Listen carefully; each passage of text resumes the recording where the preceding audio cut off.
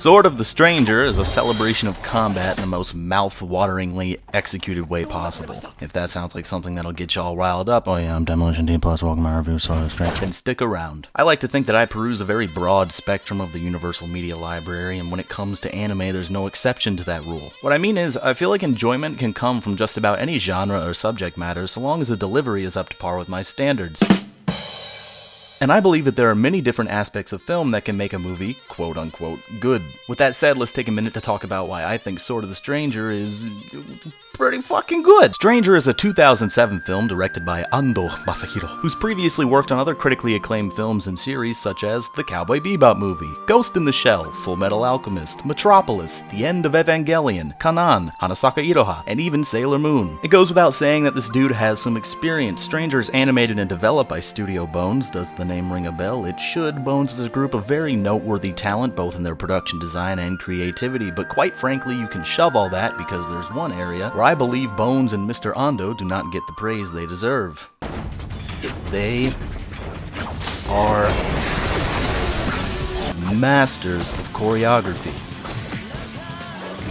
This rebounds back to what I said earlier about what makes a film good. A fight scene or action sequence can certainly be taken for granted by anyone just looking to see a plot get from one key element to the next, but choreography is something very important depending on what's being presented, and Sword of the Stranger, as a celebration of combat, is a movie that takes its choreography very seriously, like, yo, we're gonna get to the next key plot point, but first let me show you how awesome I am. And quite frankly, I believe that's something that a lot of these cut and paste comment-oriented shows could use a lot more of. Did you see my Bayonetta review? Perfect example of choreography done subpar. But of course, there's also a story that goes along with this movie, you know, if you're into that sort of thing. Kotaro and his faithful dog have escaped the clutches of an evil Chinese empire that needs him for a certain evil ritual thing, and along the way he meets up with Nanashi, or No Name, a wandering has-been samurai who has vowed to never again unsheath his blade because he's just too deadly. So the whole movie, you're just like waiting for him to unsheath his blade. Kotaro enlists his aid, and after much reluctance, the two embark on a journey to the nearest town while evading the Chinese and the Japanese government in league with them in the process. Sword of the Stranger is a movie about trust,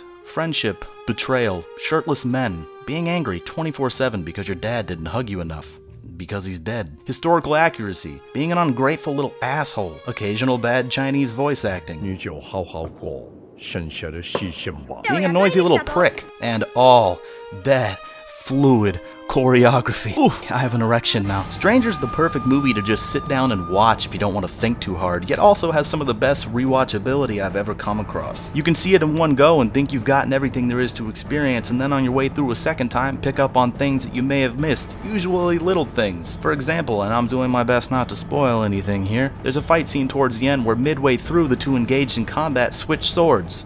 I didn't even notice it happened. Then after that, if you zoom in and enhance the video, you can see that every time they clash, they go in for a kiss. No, I'm fucking with you. That doesn't happen. Naoki Sato composes some of the hypest tracks you will ever hear, and he's also worked on a lot of good projects in the past. But this soundtrack in particular, this ambiance, the pickups, the climaxes are all so powerful and underappreciated. There are some moments in this movie that just would not have hit the emotional high points that they do without this musical direction, and the influence it has on the film's overall tone and atmosphere is astounding. It is composition done flawlessly. It's also the music I've been using throughout the duration of this review, so if you've been sitting here like, oh wow, that sounds pretty pleasant, well, there's your answer. Yes, presentation certainly is Sword of the Stranger's most attributive quality, and among the music and animation that lends to the presentation is the legitimacy of the world being portrayed. For whatever reason, they decided to have the majority of the movie take place in early winter, where many historical anime such as this might portray a shining, sunny, feudal Edo period. Sword of the Stranger takes liberty to show us a much colder, wetter, dreary season. Much of the movie just feels gray and wet,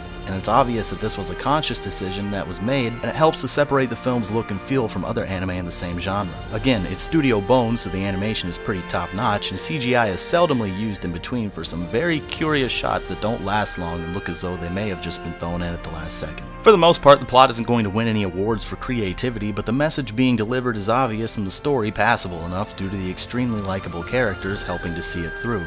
There's a sort of father-son thing going on between Nanashi and the boy, and you really get the feeling that he is helpless and that this wandering Ronin is both his lifeline and a mentor-type figure as the two grow to trust and understand one another's backgrounds. And oh look, he's teaching him how to ride a horse. That's cute. The story borders on science fiction with the influence of ancient rituals and a super drug that causes its users to feel no pain, but for the most part everything feels very authentic and conflicts come off as meaningful, powerful, hyper-violent, and very weighty as they should. Still, it's not perfect. Sometimes it feels like the movie is just wasting time to get from one brilliant set piece to the next, and when that is your main appeal, it's somewhat understandable. There's also a sort of side story that manages to surface every other transition between Nanashi and the boy and the Chinese warriors, with a Japanese shogun and some younger guy who's in love with a princess who has like one line of dialogue or something. And again, very minor spoilers. There comes a point towards the end of the film where he's like, "General, I have something to ask of you. If we win this fight," and the general's like, "The princess's hand in marriage is yours," and they're all, "Yeah!" And the viewers kind of just left sitting there like, oh yeah, I guess there was a sort of romance subplot going on. Who's this guy again? And unless they're planning to incorporate this into future sequels or something, it just seems totally tacked on. Still, there's never a moment in this movie that feels boring or too out of place unless you're incapable of appreciating purist, realistic, high-octane limb-cutting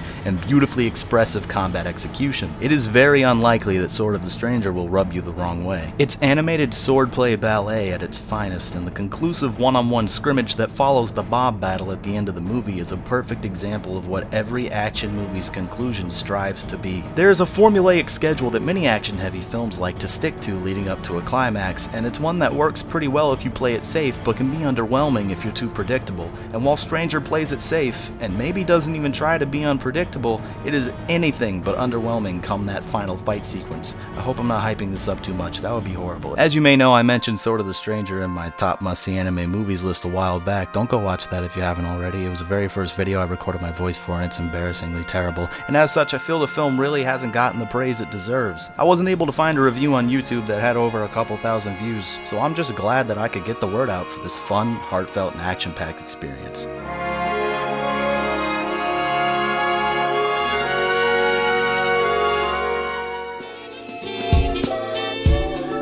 As always, go to the Facebook.